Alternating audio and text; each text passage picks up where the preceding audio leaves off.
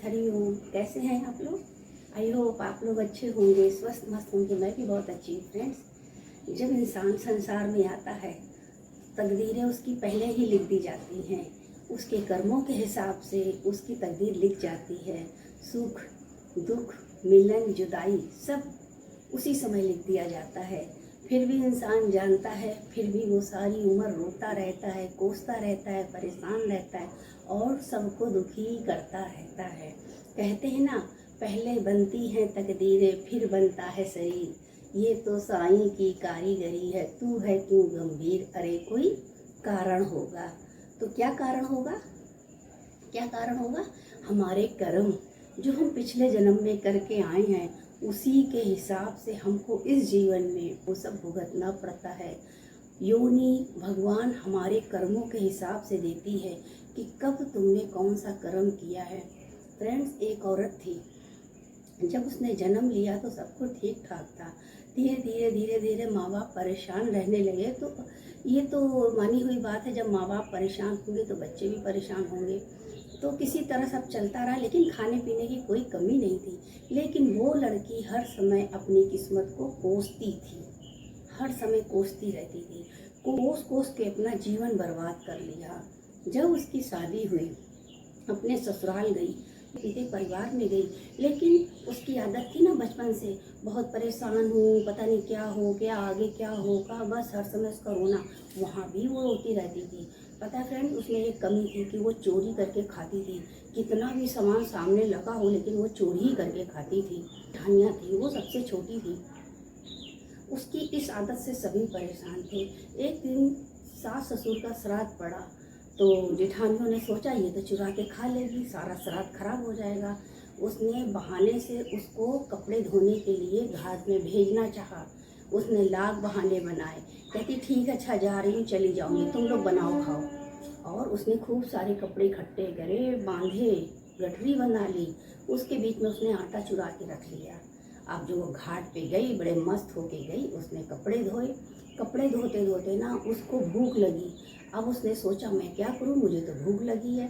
फिर उसको याद आया मैं तो आटा लाई थी। उसने उस आटे को निकाला, देखा बगल में एक नारियल का खोपड़ा पड़ा होता है। अब उसने उस आटे को उसमें डाला। फिर सोचना अब मारे किससे? देखा सामने नदी बह रही है। वो वहाँ से पानी ले आई, चुल्लू भर के पानी ले आई और उसमें उसने आटा मारा। फिर आटा जब मर गया तो उसने रोटी ऐसे ऐसे करके बेली। जब रोटी बेली है, वो सेके कहाँ, सेके कहाँ, देखा मुर्गा जल रहा है। वो गई और मुर्गे में उसने रोटी सेक ली।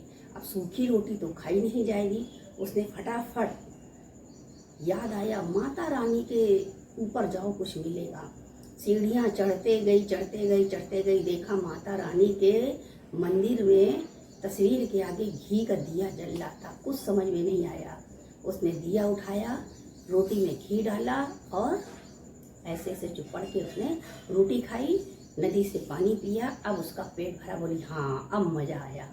और वो अपने घर को शाम को कपड़े अपने सुखा के चली गई।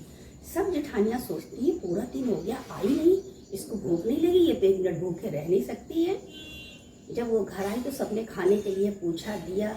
उसका तो पेट भरा था, उसने खाया नहीं।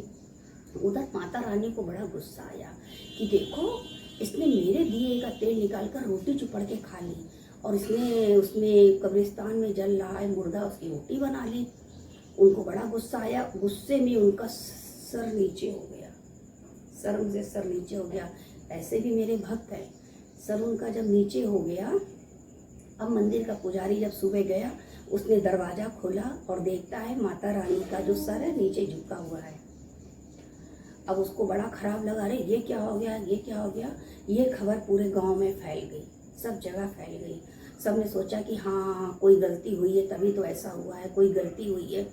और सब ने कहा कि अब क्या होगा, अब क्या होगा। पुजारी ने सुझाव दिया कि ऐसा करते हैं कि सब लोग जाके एक एक लोग माफ़ी मांगो, अगर जिसने भी गलती की होगी माता रानी सबको माफ़ कर देंगी। बोला क्या माफ़ी मांगने में क्या जाता, वो भी माता रानी से। चलो, गांव का हर आदमी धीरे धीरे धीरे धीरे माफ़ी मांगने पहुंचा।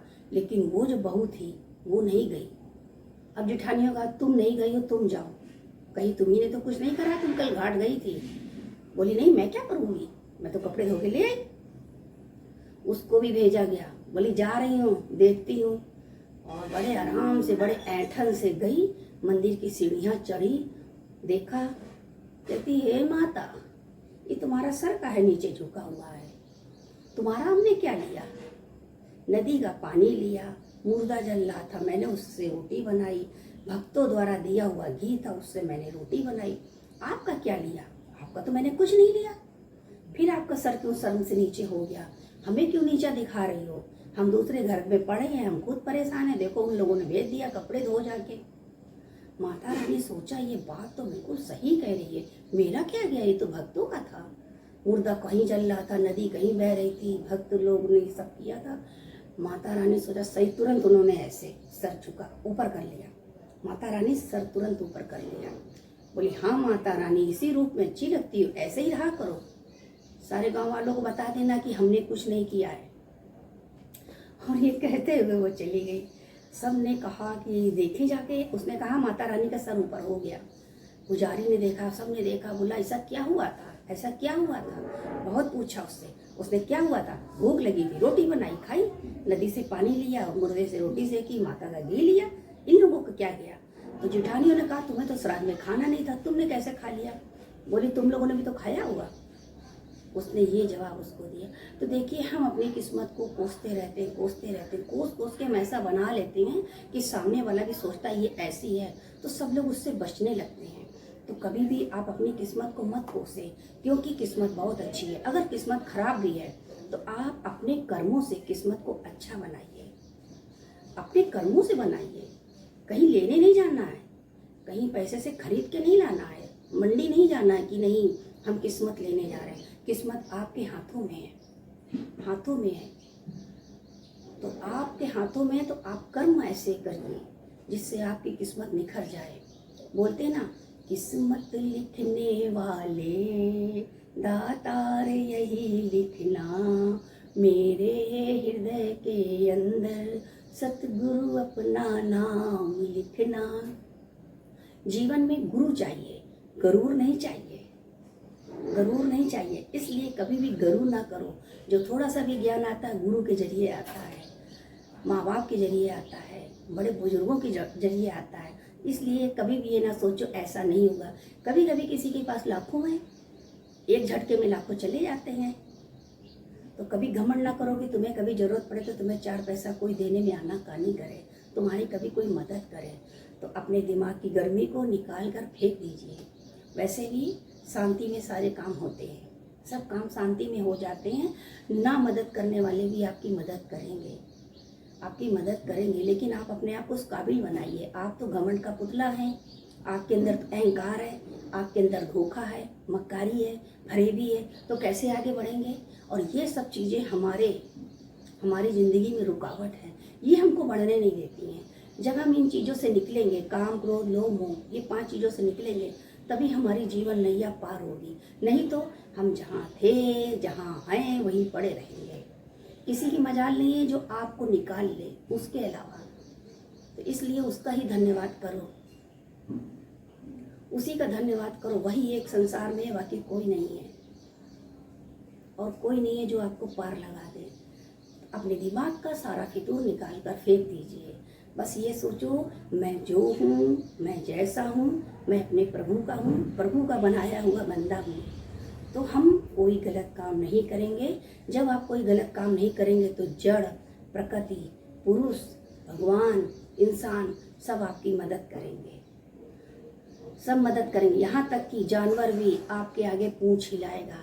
आपके अंदर काबिलियत होनी चाहिए, अपने अंदर ऐसी काबिलियत लाओ कि इंसान क्या, जानवर भी मदद करे, जानवर भी आपकी मदद करे। आपने सुना होगा कि जानवर भी देखो कितना प्रेम करते हैं, कितना प्रेम करते हैं। हमारे घर के बगल में और हमारे घर में भी जब ये आते हैं, घर में होते हैं, उनको देखकर सारे मोहल्ले के कुत्ते इकट्ठे हो जाते हैं। और क्योंकि वो सबको ब्रेड, रोटी, कुछ ना कुछ खिलाते रहते हैं, नहीं होते, कोई कुत्ता फटकता नहीं है। केवल उनके आने पर सारे कुत्ते इकट्ठे हो जाते हैं, इतना इतना खा के खुश हो जाते हैं। तो अपने अंदर ये काबिलियत लाइए कि हमको देखकर लोग हाथ जोड़ लें और पूछें, कैसे हो भाई, कहाँ थे इतने दिन, क्या करते रहे, तुम नहीं दिखे तो अच्छा नहीं लगा। फ्रेंड्स, अपने अंदर के गुण लाइए, बहुत ज़रूरी है। संसार में थोड़े दिन के लिए आए हैं, थोड़े दिन बाद मुसाफिर पूरी हो जाएगी, चले जाएंगे। तो ये गुण धारण करिए, बहुत अच्छी बात है। कहते ना, संसार के जीवों से आशा न रखा करना, जब कोई न हो अपना, हरि ओम जपा करना। भगवान भी कहते हैं जीवों पे दया करना। भगवान भी कहते हैं जीवों पे दया करो, जब कोई न हो अपना, हरिओम जपा करना। बस वही आपका साथ देंगे। जीवन के हर सुख दुख में शुरू से अंत तक वही रहेंगे। बाकी आपने क्या कमाया है, क्या जोड़ा है, क्या बैंक में रखा है, क्या तिजोरी में रखा है, क्या डाक खाने में रखा है, इतना भी नहीं जाएगा आपके पास। तो इसलिए अच्छी सी जीवन जिए, अच्छा जीवन जिए। और अच्छा जीवन जीने के लिए आपको ये सब काम करने पड़ेंगे। माना अपने कर्मों को सुधारना पड़ेगा। कर्म आप नहीं सुधारोगे तो भगवान ऊपर वाला लाठी मार के सुधार देगा, क्योंकि उसकी लाठी में आवाज़ नहीं है, उसकी लाठी में आवाज़ नहीं होती है। तभी तो कहते हैं ना, अपने मन को तू सुधार, जीवन यूं ना कर बेकार, ओ दीवानी, नहीं तो पछताना पड़ेगा। ओ गठरी पापों की उतार, जीवन यूं ना कर बेकार, ओ दीवानी, नहीं तो पछताना पड़ेगा।